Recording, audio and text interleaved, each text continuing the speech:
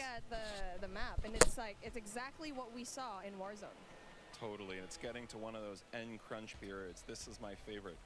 The circle started to close, not yet final circle, but it's definitely that time. You got to be a little bit strategic and smart about your choices. There is a penalty if you get a little bit too aggressive. And now, speaking of being aggressive, it's like we were talking about it.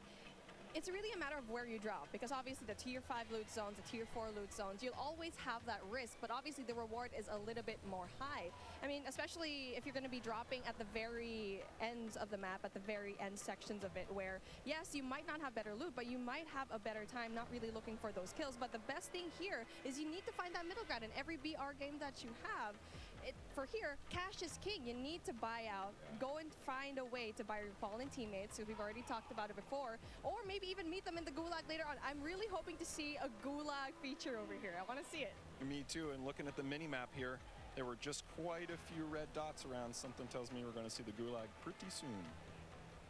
And now we're talking about the weapons that they have over here. Obviously, it's something that we've seen already. The Fennec, I feel like it's going to be a really good gun. And speaking of, there you go, gets one. So that's a really good start for him. So hard up. We can see Bobby Blaze.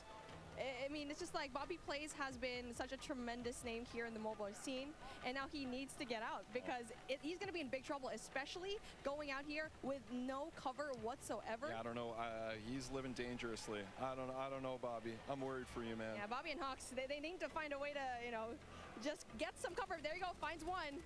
Gets the kill, and that's going to be really good for them so far. So, again, so far so good, and I'm really looking forward to kind of just talking to the guys later on after this gameplay, right? I feel like they have a lot to say. Me too. Super curious to hear. Also curious to hear how this interaction here ends. I want to go back to one thing you were saying earlier with the loadouts. One of the things for me that I just absolutely love about Warzone is being able to have this little in-game economy and the strategic choices that happen as a result. Sometimes I want to get my own loadout. Sometimes, no, I'm all about buying a new score streak, leveling up, helping my squad that way. There's a really nice element of strategic choice, and it's ones that we know players in Warzone 1.0 on console and PC, they just absolutely loved.